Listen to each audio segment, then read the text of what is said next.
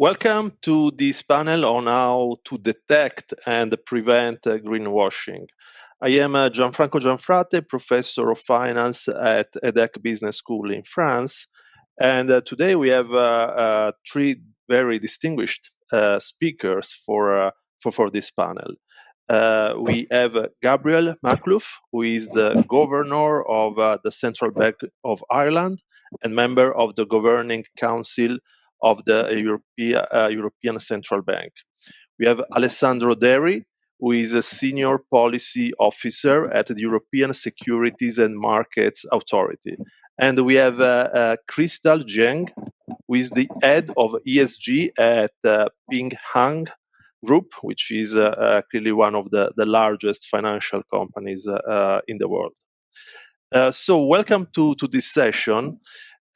In order to sort of kick off the discussion today, I will probably start from you, Gabriel, and asking we have seen over the last few months that climate change and greenwashing is getting higher in the agenda of central banks around the world. And as a central bank, you have a sort of different jobs from monetary policy to supervision and the prudential regulation. So, how are you looking at climate change, and to what extent greenwashing is a problem from your point of view?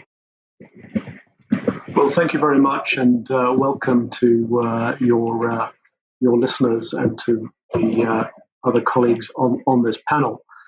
Perhaps I can just take a step back and make an obvious point, but it is worth making, which is that climate change has become the issue du jour. I mean, it is now on top of the agenda of most countries, if not every country in the world. It's on top of the agenda of all the international institutions. It's on top of the agenda of all the political leaders in the world. And most importantly, I think it's perhaps one of the big agenda issues for communities across the world. Now, there's certainly still, I think, a constituency out there who think that it's not a problem that we should worry about, but I'm not going to get into that discussion because I think the consensus is that it is absolutely a problem that needs to be dealt with. And of course, Nick Stern told us nearly a decade ago that it was a problem that was worth dealing with now. And I think the world is getting round to dealing with the issue. And the EU in particular, I suggest, is one of the, if not the leader in the world looking to address the issue.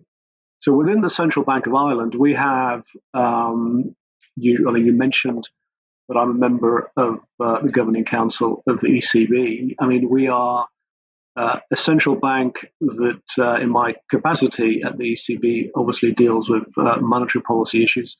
And so we do all the things that central banks normally do. We're prudential regulators, but we're also conduct regulators. So we're a central bank that basically has the climate change issue in all its manifestations on our agenda. And we set up last year a climate change unit to act as a focal point to bring together all of those, including our own environmental footprint, which is important to remember. And on that note, incidentally, for any of you who have been to Dublin, we're very proud of our building, still new building, a few years old now, but it's won environmental awards. So how does, for me, when it comes to the greenwashing issue in particular, I mean, I start from that general overview I just gave you. But I think I could probably capture the issues irrespective of whether it's the central bank monetary policy dimension or the prudential regulation dimension or the conduct dimension. Under three headings that are on top of my mind when I think about this stuff. Firstly, the framework itself that we're working within. the rules and regulations, whether they're global ones, whether they're EU-wide ones, or whether they're domestic ones. It's important that we understand what the rules are. It's important that the market understand what the rules are, and it's important that the rules are designed in a way that everyone is clear on the incentives they are creating. And in many ways, that is very much work in progress. Although a lot of progress has been made, but I think it is very important to make sure we understand the framework and its many dimensions. Secondly, and this I suspect is a word that you have that's top of everybody's mind, and I call it information. But it's the need for data, the need for transparency, and in particular, the need for good analytical capability on the part, certainly, of central banks and regulators. But I suggest on the part of corporates, on the part of investors, on everybody, we all need good analytical capability to understand the sort of investments that are being made, to understand, to get into underneath the claims that are being made about the sustainability or otherwise of those investments. And I think the need for information, which for me captures data point, it captures the importance of transparency, but it also captures the need for the analytical capability to translate data into information, which I suggest is probably one of the biggest risks at the moment in this whole area. That there are a lot of claims being made, which at the end of the day, not enough of us necessarily understand enough as to whether they are, how accurate they are or not. And finally, the other important point for me, the sort of third heading that I think about is the word engagement, because I do think it is very important if we're going to meet the collective challenge of net zero carbon. It is important that regulators, policymakers, corporates, that every player, communities as well, are working together, understand each other, are in a dialogue of engagement, so that we understand what each other is seeing, and we are helping each other to deal with the issues. I think it would be a mistake for regulators to conclude that they can sit in an office somewhere and set out a set of rules and hope that the market and everything is all going to work and it'll all be fine. Because I don't think we understand enough. And I think the only way we will understand is if we talk to each other. So getting the framework right, getting information right, getting engagement right are really important things that I think about in particular. I mean, I make a final point specifically on which is related to the framework and the incentives. At the end of the day, greenwashing will have, I think greenwashing is almost certainly going to happen. And we should not fool ourselves that everything's going to be perfect. But I think we need to sort of understand where greenwashing actually is deliberate mis-selling, where I think the incentive should then be for sanctions to apply in the strongest possible terms, in the same way that they would apply now in any financial regulatory issue. But then there'll be greenwashing, which I suggest will be, which won't reach that sort of level of culpability, and we need to sort of understand where it all sits. But that process of making sure the framework's right, the incentives are right, the information's right, and the engagement is right, I think are the sorts of things that certainly me, in my role, is top of my mind. Thank you, Gabriel. That's very clear. So, speaking of regulations and financial markets regulations, Alessandro, what is your take? What is the point of view of the authority on that, European authority on that? Thanks, Gianfranco, and thanks to the economists for organizing this interesting panel on an important theme. I'm also happy to be with my co-panelists today. This is a great opportunity to exchange views on greenwashing and other matters, of course. But I think in the last months, I've not had a single discussion either with a market participant or with national regulators that didn't touch upon greenwashing. So this is a bit of the buzzword of our times, and I do agree to some extent with Gabriel that the matter is not very much whether there will be greenwashing, is more to have it under control, because this is a phenomenon that at this stage we need to make sure is within the limits of the existing regulation. That is, as I said, under control. I think from our perspective, the one defining feature of greenwashing from supervisors' role is that it affects quite pervasively the sustainable investment value chain. There is no one single actor that is, I would say, immune from this issue, either because it generates it or because it is directly or indirectly a victim of it. So, in looking into this issue, this sort of systematic perspective is necessary. We need to look at the entire chain from the issuer to the final investor. And this actually raises, I think, three key elements to keep under our watch. One is data, that has been mentioned already.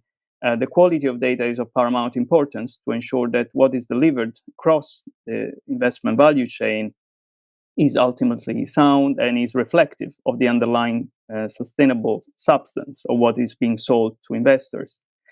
On this, I think, as ESMA, we've been also quite recently vocal on one key element in this chain, that is the ESG rating and data providers. It is good to see that in the Commission strategy on sustainable finance, this is one of the points that is being looked at. We have repeatedly highlighted where such an important node in the chain, i.e. the stamping of some practices as sustainable, or the attribution of a grade as an ESG practice has quite a strong impact across the chain, and so it needs to be definitely to some extent under regulation and subject to clear definitions and governance requirements of these bodies. The second point, I think, is more about labeling. It is at this point in time difficult for investors to know when a true green product is being sold or is to be purchased. And I think that has to do a lot with green bonds, where I might say there is already quite some literature in terms of labeling regimes, the green bond principles, but also, most notably in the EU, the proposal on the green bond standard, which will definitely improve the status quo.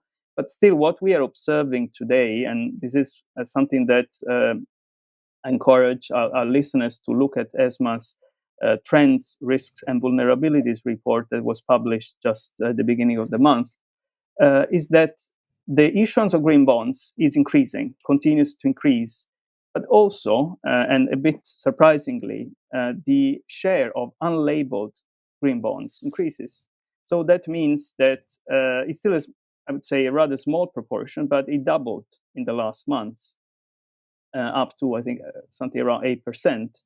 Of the total. So it is a phenomenon that will signals that there is a risk there, that unlabeled green bonds are being sold, and that it is then difficult to understand their underlying ESG credentials.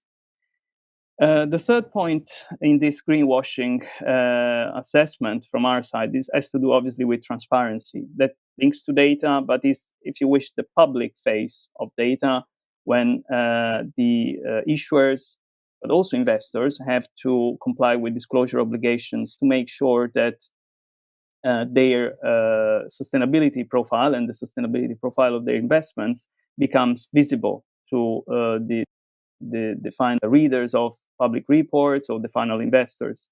So in this respect, I think in Europe we managed to make some progress, at least with the introduction of the non-financial reporting directive, but also most importantly with the sustainability disclosure regulation, the SFDR, for financial market participants, which is precisely tackling greenwashing. Now, there is still a lot of ground to cover still.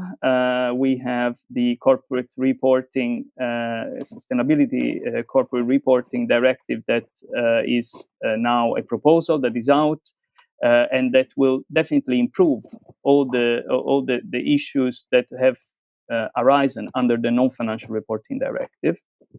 So there is a lot to be done still in this field of transparency, but that is one of the other dimensions that is paramount in the supervisor's view. I think one other point that I'd like to mention on this is that a lot of greenwashing has to do with omissions. It's not only active actions, active behavior to missell. Sometimes it has to do with omissions on the true sustainability profile of a company, or providing a more rosy picture of certain initiatives that impact local communities, which is obviously a good thing, but then omitting other aspects. And in that respect, again, clear disclosure standards that will apply in a uniform way across the board will definitely help also with this issue about omissions that indirectly generate greenwashing. Thank you, Alessandro. That's very important point. The definition of greenwashing is can be greenwashed itself. So this is something we can touch upon later. Crystal, you are as an investor, you are sort of a potentially guilty of greenwashing, but you are also a user of environmental information from the companies and the assets you invest in. So, what is your take about the risks associated with greenwashing as an investor? Thanks, Green Franco. And I do actually echo with most of the speech given by Gabriel and also Alessandro.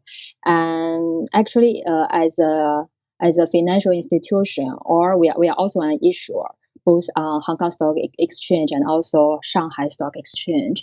So from the two positions, we do believe the greenwash actually it happened everywhere. It's on the whole value chain. So it's not a single fault for the financial institution. Nor it's a single fault for the issuer.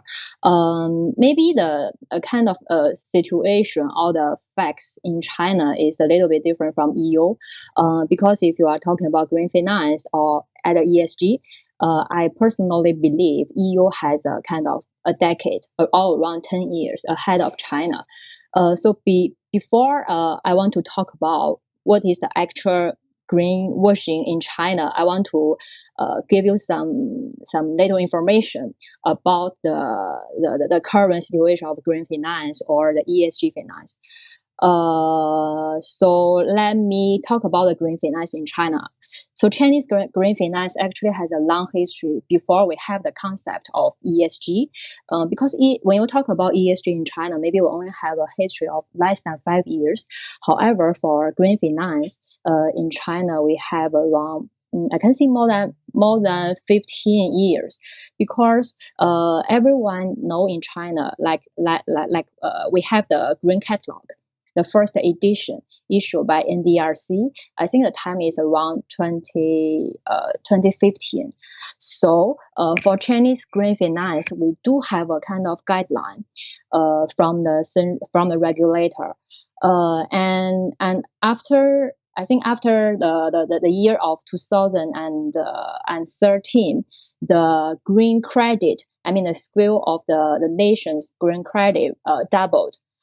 So by the year of 2020, the whole nation's green credit reached 10 trillion. And also for the green bond area, there is annual increase of 30% from the year of 2016. And in total, China has issued more than 1.2 trillion RMB in green bond. So since we have the green catalog of the first edition in 2015, I can see the greenwashing is still acceptable in credit and bond market regarding green finance. And there is another good news is in this year, I think that it's the same time when EU announced the new EU green taxonomy, China also announced its second edition of green catalog. So because there are a lot of the discussion or criticized that Chinese green catalog was not aligned with the international one for the first edition. So this for this edition, mid of this year, most of the criticized projects or categories has been modified to be aligned with the international ones already, such as CBI. So that is something about green finance. Next, I want to talk about the greenwashing for ESG financial instruments. In this area, I do believe the greenwashing is a great challenge.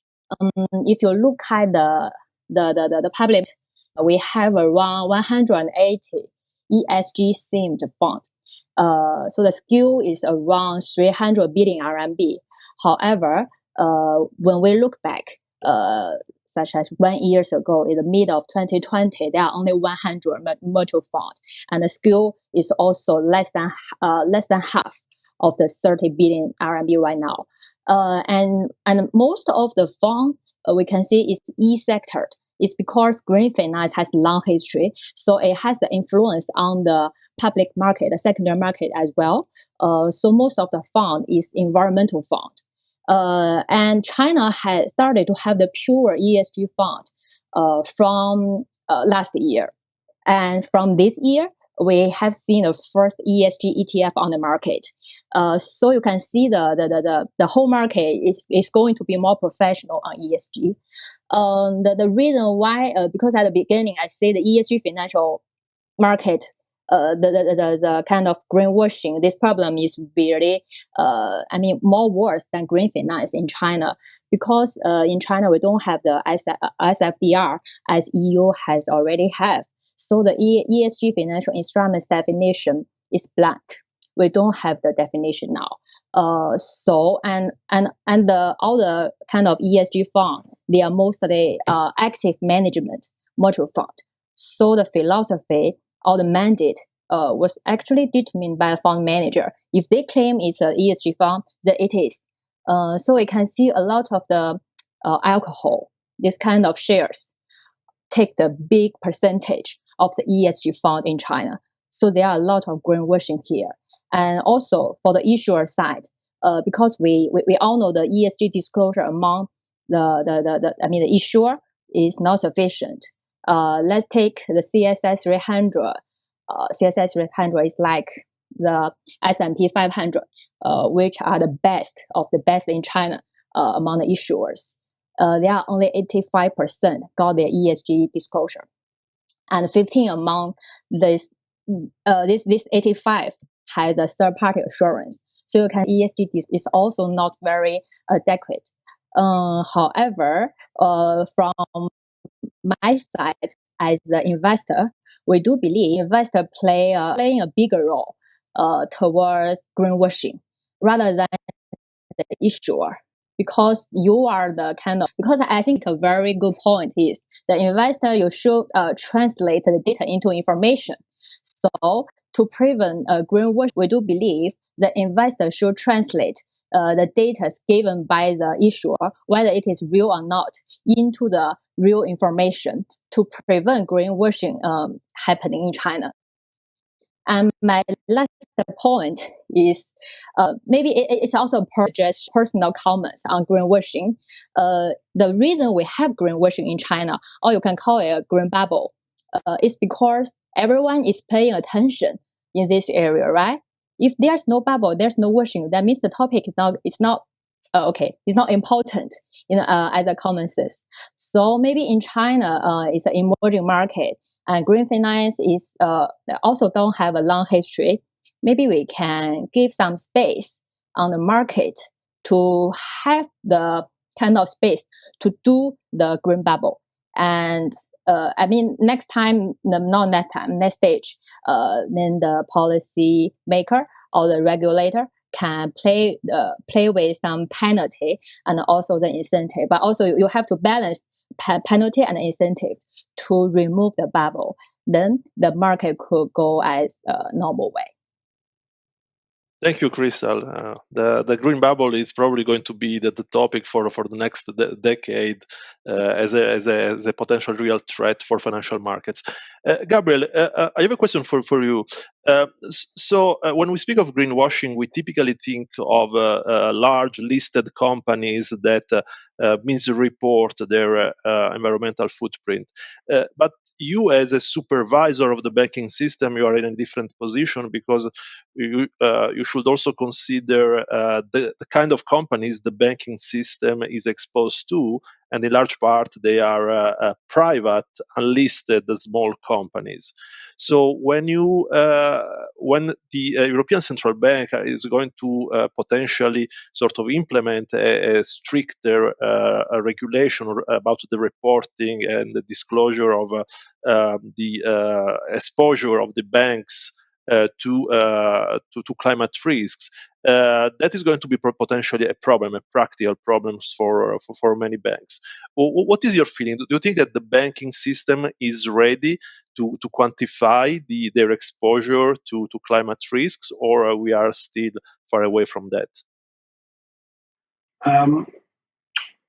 Thank you for that question, Gianfranco, and thank you for the interesting comments from my co-panelists. Let me answer your question directly. I don't think the banking system is yet ready to evaluate the various risks that it faces. But I think it is incredibly aware that it has to.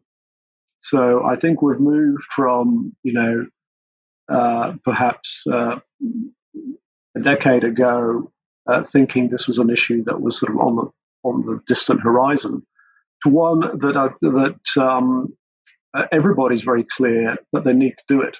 From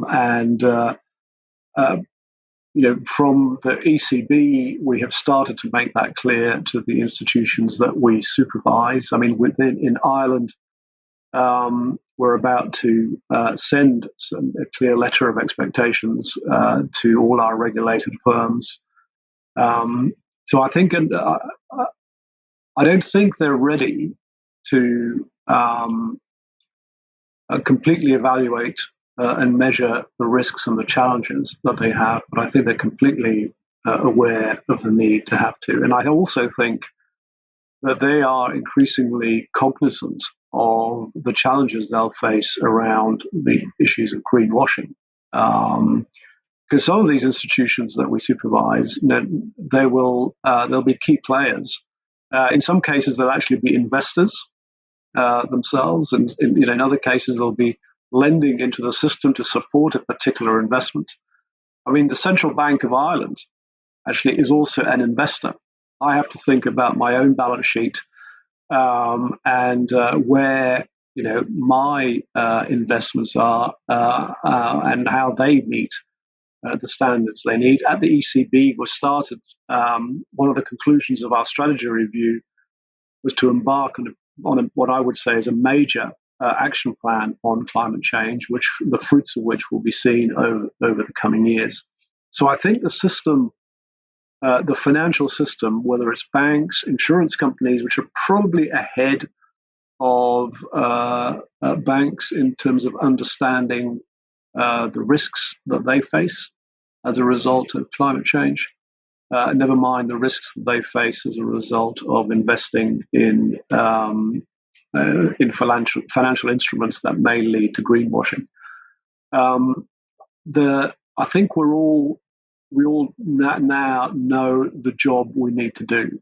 And if I could just make two points in particular, which are directly related to greenwashing. I think it is important to remember. It probably doesn't need saying, but the transition to net zero is probably one of the most significant economic challenges that societies have faced for an incredibly long time. And if we're all serious about meeting net zero, then the sort of change that's going to be needed across society is very significant, and will ultimately rely on individuals to accept changes in their behavior. So, the sort of value chain of green finance and all the rest of it, ultimately, it's individuals accepting change. And greenwashing, one of its biggest consequential risks is that it destroys trust on the part of the community at large on the nature of the transition. The transition to net zero will be difficult. 2050 is, less distance away than the fall of the Berlin Wall. So it's not that far away, and the transition will be hard. So I think for all of us, the importance of making sure that we don't ultimately have greenwashing really is very important because of this potential impact on trust. The final point I want to make, which is related to my timeline point, is that at the end of the day, hopefully we're talking about a period which is going to be transitional. Because at some point in that period to 2050, we won't be talking about green finance or green investment in the way we do at the moment, because it will become most of the investment that happens across the world. And we'll be focusing on those areas that are the minority. So that's part of the mindset shift, I think, that we need to be aware of.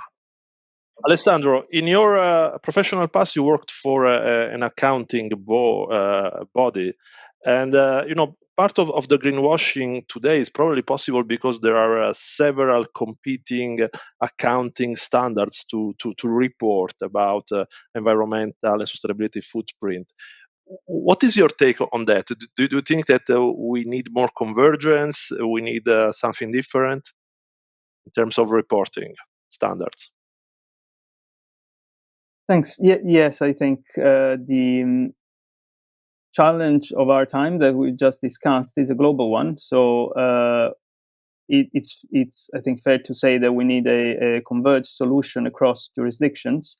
Investors have cross-border practices that do not necessarily stop within a certain region, but go across the world. So that is definitely a key element, and that's also for ESMA from the investor protection perspective is a necessary aspect, having international convergence. Having said that, obviously we also live in a world where the sensitivity, or shall say the sensibility about sustainability issues still differs slightly across jurisdictions, sometimes even more than slightly. And that also justifies regional differences, which should at the same time, I think, be interoperable or be accommodated within an international framework. And this is, I think, also a bit the direction of travel that I can say I've seen so far, where the international standard setters are pushing towards a global baseline, whilst individual regions are obviously trying to, such as Europe, trying to develop a framework that also achieve regional specific issues in Europe, most notably the double materiality issue. So that I think is the target architecture is one where we have building blocks of a baseline, global baseline, and then regional top-ups to reflect regional specificities. And Chris, I have a question for you. When we speak of greenwashing, we think of a sort of past performance, past emissions of companies, but greenwashing can also be about the promised future targets by companies and investors. How can you incentivize the companies you are invested in to achieve those challenging, ambitious targets in terms of environmental footprint? Uh, okay, thanks for the question. Actually, as for Ping An, we have just announced our green initiative towards our investment pillar. So we have delivered a very strong message to the companies or the issuers or the projects we have invested. On one hand, is we are going to increase very substantially our green investment to the Chinese market. So they got a signal that if they are performing well on green, they can have more financial support from the whole group. Secondly, we have actually picked up the key projects or the key issuers among our portfolio, such as our clients who is doing thermal power or coal mining or even steel, because they have the more incentive carbon emission, right? So we have delivered our message also through the engagement, just like Gabriel has mentioned. We have delivered a message that they have to make sure they are going to propose a very clear roadmap towards carbon neutrality in the next 20 or 30 years. And we also want to know their actual quantitative targets, such as their capex on their green investment or on their transition plan. And also, we want to collect the information on their green impact eventually. So for Ping An Group, actually, we have delivered this message to the market. I do believe in this way, we can make sure our whole portfolio is going to be carbon neutral in the end. Because if the portfolio is, the projects or the issuer within our portfolio, they cannot perform well, then our portfolio, on our whole portfolio level, definitely we cannot achieve carbon neutral by no matter 2050 or China's target 2060. So, can I ask you a final sort of take? What is your short recipe to address greenwashing? Gabriel. Well, thank you, Gianfranco. My short recipe is having the best information, the best data, the best transparency, and the best analytical capability so that we can understand it all. Thank you. Both for the regulators and ultimately for the end consumer. Thank you. Alessandro. Thank you. I think one key ingredient is making sure that all operators across the sustainable investment value chain make an effort, are aware of this issue, and contribute to more transparency, better data quality, and faithful labeling. And then the other ingredient is obviously having a sound and reliable and enforceable regime that addresses greenwashing. That, I have to say, partly is there, partly and largely is in the making. So I'm confident that we'll get there in Europe rather soon. Thank you. Thank you. Crystal? I think my ingredients, apart from the just now these two speakers has mentioned, the policymaker, the players on value chain, and also the data, I do believe maybe technology can play a vital role to do the cross check or to do a third party assurance by the technology, such as you can compare the different information given by the issuer or the investors through NLP. Because they will announce different information through different channels. So this is the first example. And maybe the second one, we can use the remote satellite because, the image, the actual factory, and also the emission they are generating can be captured by the satellite. So I think technology is also another key ingredient under this reset. Thank you very much. So to sum up, we need more and better data. We need to look at the entire investment chain, and we need enforcement and accountability instruments. And technology may be the surprise for greenwashing. Technology may provide the solutions to detect and prevent greenwashing. Thank you very much for the participants and for the audience. And I'll leave the floor to next panel. Thank you. Bye.